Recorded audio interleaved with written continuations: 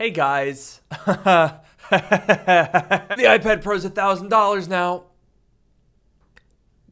$1,000 for an iPad. And please, whatever you do, do not buy a 13-inch with 2 terabytes of storage, a nano texture glass, and cellular, because it's gonna be $2,600. Give me strength. What is happening? That's more than most people's rent. So look, folks, this Apple event was billed as a different kind of Apple event, and I guess by a different kind they meant it was earlier and it was short. And this event had a monumental challenge. It had to save the iPad. But unfortunately, I don't really think that my opinion of the iPad has changed all that much, at least not yet. When WWDC rolls around and we get some new software, maybe things will change, but am I the only one who is underwhelmed? Let me know in the comments below. Apple has just once again perfectly managed to update the exact things that weren't the problem. So let's start with the iPad Air, which is, basically this thing is the supply chain special, let's be honest. No design differences from the previous generation, but the iPad Air is now available in a 13-inch display size. And there were rumors leading up to this event that that panel was going to be pulled from the old iPad Pro, which means it would have mini LED and ProMotion, but hate to dash your dreams, that is not the case. It's just a regular Liquid Retina display with no ProMotion and no mini LED. But I am glad that across the board with these new iPads, Apple is now cementing their move to landscape-oriented cameras. This is definitely something that bothers me because I use the camera on my iPad Pro quite a bit. Hey Aunt Kathy, it's great to see you again. Yeah, no, I'm looking at you, but the camera's way over there. But let's be honest here, folks. The iPad Pro was the real star of the show, and this thing is packing some pretty cool technology. For starters, it's the thinnest Apple product ever made at just 5.1 millimeters thin. Because if there was one complaint about the old iPad Pro, it was, why is it so thick? It's too thick, I can't stand it. But inside that thinner design, there are a couple of things that I'm very curious to test out. Number one is a new thermal system. They've embedded copper in the back of the Apple logo for heat dissipation, and they're saying it's about 20% better, which it better be, because we're now packing the M4 chip. This one, I'm pretty excited about, but I'm a little nervous at the same time. So the M4 chip is using Apple's second generation 3nm technology and is now using a different CPU configuration for the first time. We now have 2 additional efficiency cores for a 10-core design, which Apple is claiming is 50% faster than the M2. These freaking rascals, man, they always do this. They're replacing an M2 iPad Pro, so all of the M4 comparisons are to the M2, not the M3. And just to make things extra fun, when the M3 chip came out, Apple was comparing that to the M1 chip, and they said that the performance cores are 15% faster than the M2's performance cores, with the efficiency cores being 30% faster, but nowhere did they say the overall chip speed was a certain percent faster than M2, so the M4 is comparing to M2, but the M3... They really just don't want to compare each chip to the one that directly preceded it. They keep changing the metrics, dude. Oh, and by the way, they totally buried the fact that if you get the base spec iPads, you get a binned CPU and you get less RAM. If you want the full fat M4, you gotta get a 1 or 2 terabyte iPad. But the thing that I'm most excited for with this new iPad Pro is the display. They're calling it Tandem OLED. And basically my understanding is this is a dual layer OLED display that allows the thing to get super duper bright.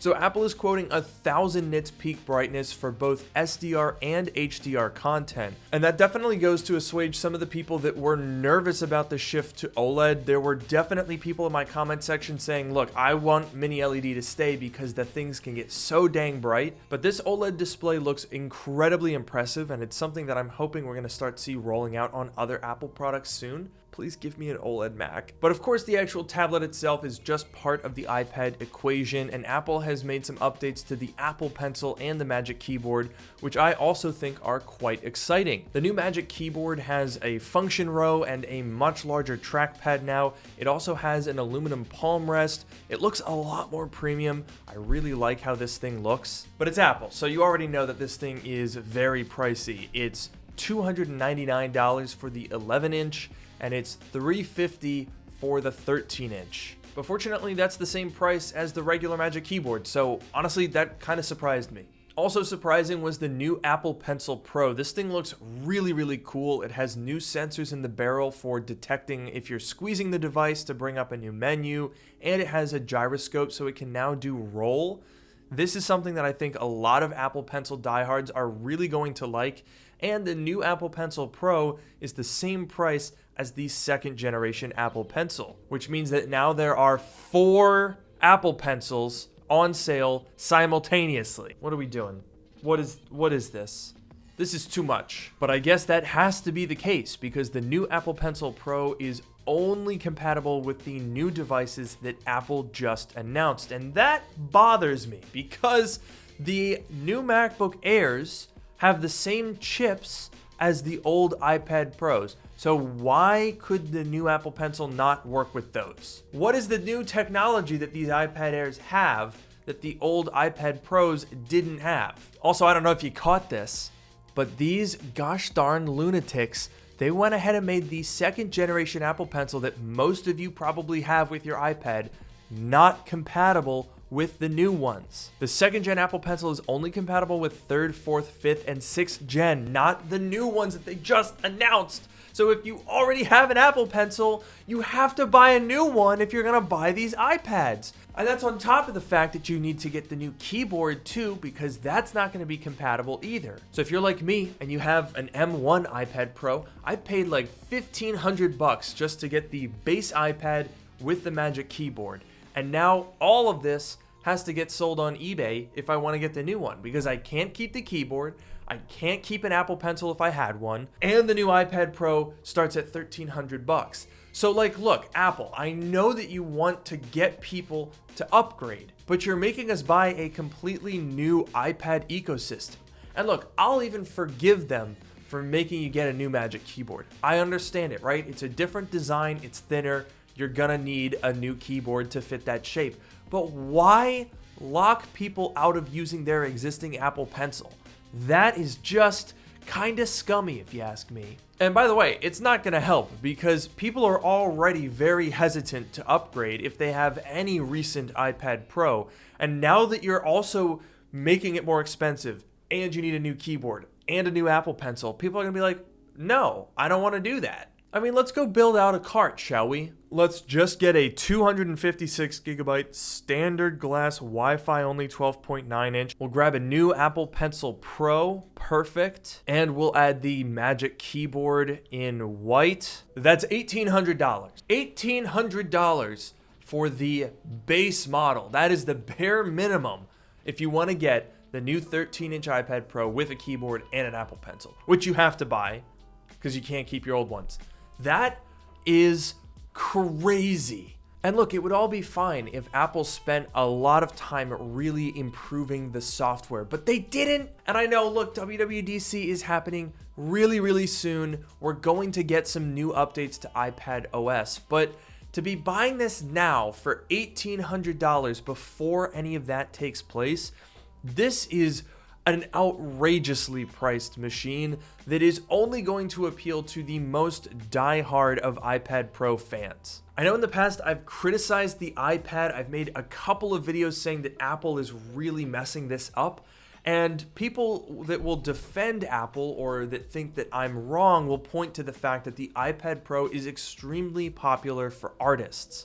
If you use Procreate, if you use Illustrator, or if you're for some reason a diehard iPad Final Cut user, this thing is phenomenal for that. But for normal users who might want an iPad Pro but not necessarily to do Procreate and drawing, there's really not that much for the rest of us. And look, I get it. If you want just a basic iPad, that's why the iPad Air exists. But the iPad Pro used to be marketed to a much wider audience. And now with the prices going up, with these really niche features, I feel like it's just getting more and more out of reach for most people. Like I'm gonna buy one, but I'm gonna feel guilty about it because I'm gonna be like, well, This doesn't really feel like it's for me. But notice how that same argument doesn't really show up elsewhere in Apple's product lineup. Like, I bought the iPhone 15 Pro not because I'm gonna be using this to shoot a movie on it, but because I liked the features and I find it useful. But this new iPad Pro, if you're not an artist, I don't really see a reason to buy it. Now, my review for the iPad Pro is gonna come out late because I'm gonna be traveling when this thing launches, so definitely bummed about that. I have not missed an Apple launch in quite a while, but given that I can't be here on launch day, I'm gonna take my time. I'm really gonna dive into it. As a non-professional iPad artist, is there any reason to buy one of these new iPad Pros? I really hope there is, because it looks incredible. It really does. And I've always loved the iPad form factor, but man, is it hard to justify. I'm gonna buy an 11-inch. In fact, let's go ahead and put that cart together. I'm gonna keep it nice and simple. I'm gonna buy the 11-inch in silver, 256 standard glass, Wi-Fi. I think I'll probably get the Apple Pencil, and we'll get a Magic Keyboard in white. $1,427. That's the cheapest one. Man, looking at that price tag and this product, I'm really feeling that this isn't for you going in my head. I'm like, am I even allowed to criticize this device? And I don't know, maybe I'm not. Maybe I'm just the wrong guy to review this product, but I still think that Apple should be making these devices feel like it's an improvement for everyone, not just for one specific niche. I don't know, maybe I'm crazy. Let me know in the comments below. Am I crazy? Am I crazy for thinking that this iPad looks honestly pretty mid? Let me know in the comments down below, and I will see you guys in the next video.